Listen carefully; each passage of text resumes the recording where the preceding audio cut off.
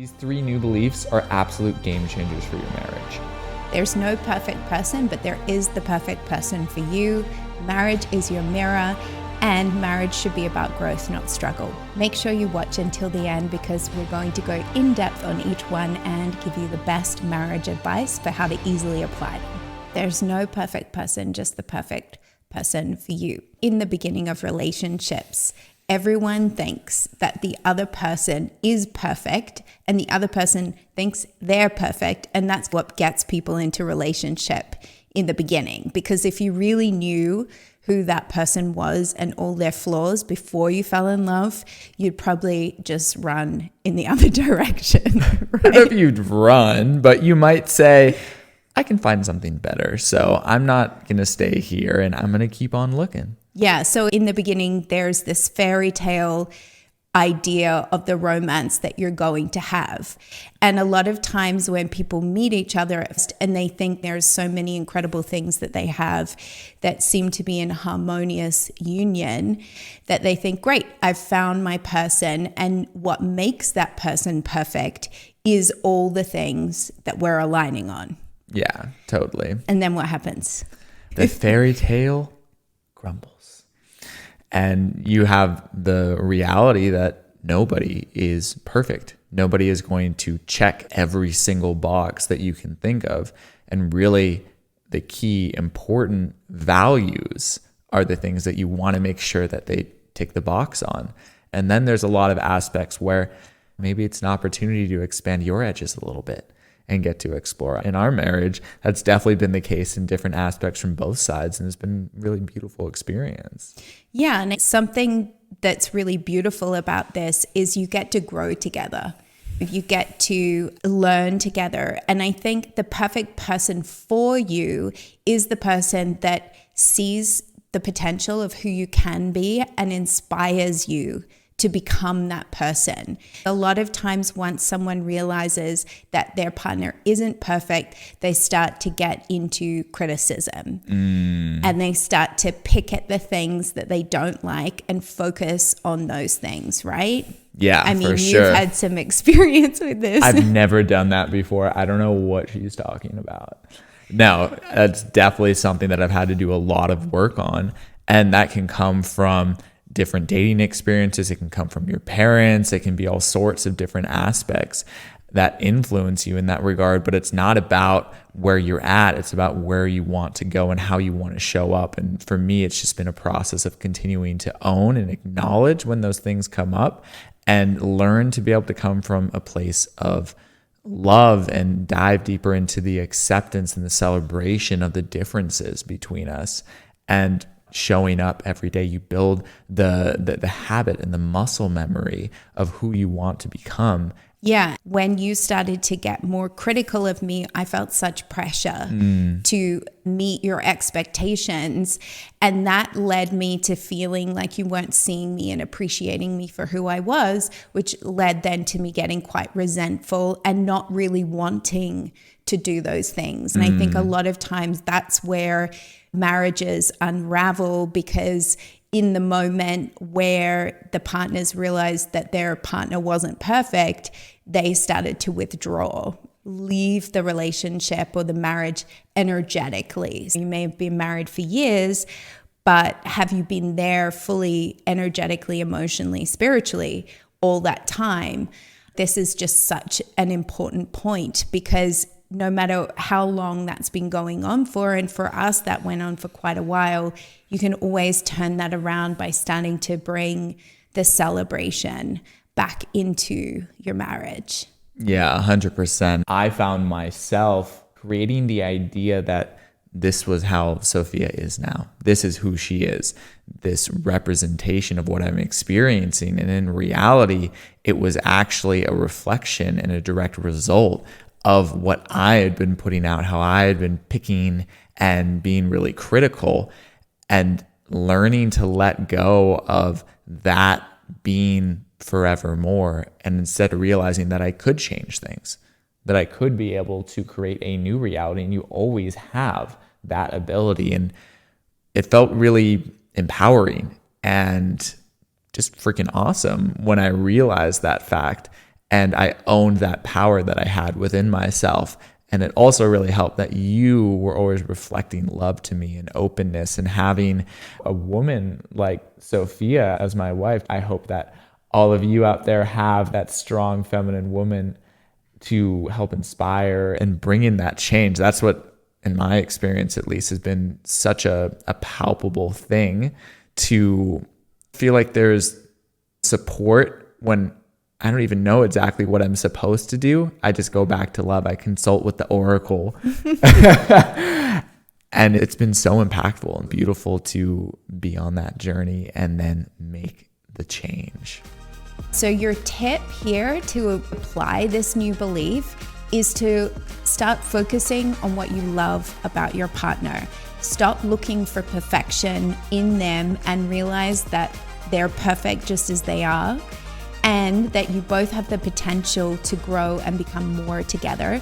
So celebrate what you love about them. Focus on that instead of on the things that you want to change about them, which is really easy to do, right? You want it so much to just kind of feel like, well, I see this thing that you're doing that I don't like. Instead of that, take a deep breath and look at, what do you love about your partner already? What can you celebrate about them right now? People respond so much more, like Gabriel was saying, to love. Love is what creates that happy marriage that you want. Bring your love in, celebrate what's good, and the rest will get taken care of. The second one is your marriage is your mirror. So what we mean by this is whatever you're getting in your marriage is a reflection of what you're giving. Do you want to share a little bit about how you came to this realization in our marriage? The biggest example and part of the process that got me to this realization is understanding when things weren't the way that I wanted them to be in terms of our connection in the bedroom, I became very frustrated. And I put that frustration on you. And it wasn't in a form of super aggressive frustration, but the nitpicking, the constant pointing out of things that weren't how I wanted them to be. And I put all of the pressure on you to change rather than accepting the fact that maybe I could shift my energy a bit. Maybe I could remember how to be in gratitude and appreciation for this absolutely exquisite woman that chose to be with me, and at that time was working towards building a lifelong relationship and getting married. But instead, I was going away from the energy that I really wanted, and I feel like it was a form of sabotage. Yeah, you started to withdraw your energy from our connection because you felt disappointed. And then I felt so much pressure to perform that then killed my desire. So then I wasn't very into it either. We both at the same time really had to shift things, because one can go first and that's great, but if you both go together, that's even better. So I worked on letting go of the resentment that I was feeling around not feeling appreciated for what I was bringing and my priestess wild woman energy, which I was like, why are you not seeing this? And then you also started to actively be more in celebration. We realized that we had both contributed to creating that tension in our marriage, right? Because when I felt your criticism, my choice in that moment was to withdraw. And when you felt me withdraw, your response was to continue to criticize. So that created this cycle of dissatisfaction. So when I chose instead to start leaning in and really be there because that would feel nourishing and fulfilling for me, and you decided to be there and really appreciate what was there, that's what really shifted things. Here, the tip is to look at what are the areas in your marriage where you do have that tension, and instead of looking outward to your partner to blame them for why they're not having you feel a certain way or they're not bringing whatever you feel like you need, instead to look inward at yourself and get really honest about how are you showing up in a way that might be contributing to that and to take some responsibility for that, and to ask yourself, if I was receiving everything that I wanted, how would I be showing up differently? What would I be thinking? What would I be feeling? How would I be acting? And start doing that now. And that's what you did, right, babe? Yeah, you do everything in your power to live that reality now. Feel it in your body. Take those actions daily, even the little ones. I chose to acclimate myself to that even before everything else that I wanted lined up in that way. And at first, I will admit, I was a little skeptical. But it really just shifted things so much, and you need to be consistent with it, and you need to show up, and there will be ups and downs. But at the end of the day, it led to the result that I really wanted. And I feel like with anything that comes up in terms of our marriage, we choose to go first and to keep showing up and to be a team. And it's not just about me, and it's not just about you. It's about us together, and receiving and honoring and appreciating those reflections, and just continuing to up level and be the best versions of ourselves that we can be. Yeah, I think the mistake that often gets made is when you're looking at your partner to change so that you can feel a certain way, you're putting all the responsibility for the marriage on them. And it really is a co-creation marriage. It really is a partnership. So recognizing that you get out of it what you put into it, and you're both equal partners in creating the marriage. You can both make a choice now to start from a fresh and new foundation, and instead of building from what has been before, deciding to build from the place that you actually want to be in. So meaning that if you want to feel more appreciation, give more appreciation. If you want to feel more like a team, communicate more with your partner, share what you're really thinking and feeling instead of holding it back. The third new belief is your marriage should be about growth, not struggle. So a lot of times couples face challenges in their marriage, and that's a normal part of marriage. And it's really how you look at those struggles that determine whether you rise through them together and become stronger, or they create more distance between you and break you up ultimately, or just lead to unhappiness in your marriage. What was the turning point for you that had you realize that you could see struggles instead as opportunities for growth? There's been lots of examples over the course of our marriage, but what feels most real and fresh for me is as we've continued to do more NLP timeline therapy sessions on each other and just diving deeper and deeper, I felt this shift of really palpably being able to feel that something has come up and I'm not mad about it. I don't feel this sense of almost impending doom that I used to.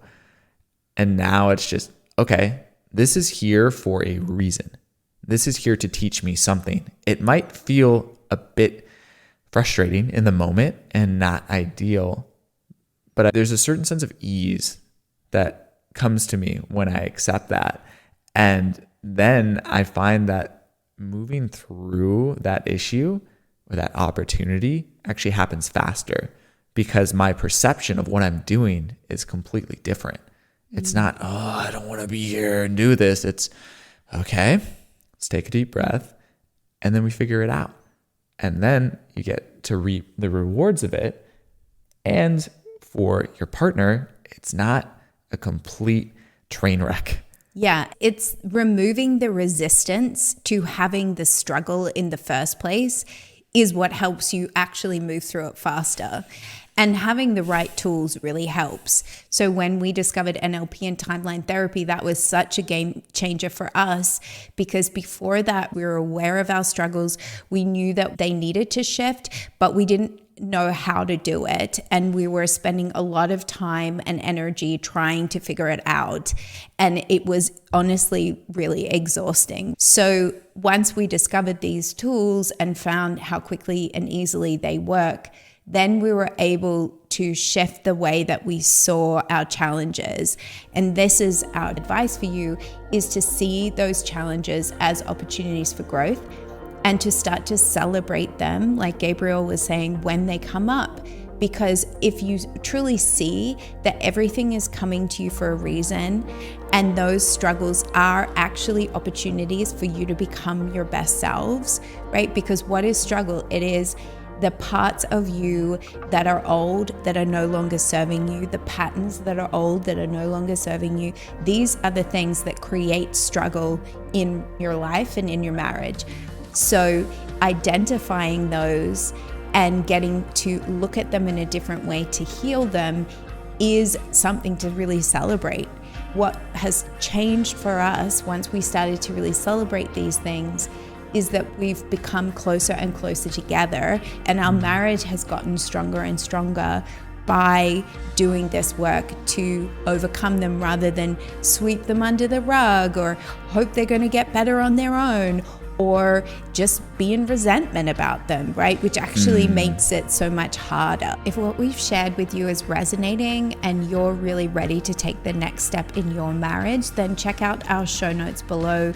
There's lots of ways that you can work with us, and we also have some free resources for you as well to get you started on your journey.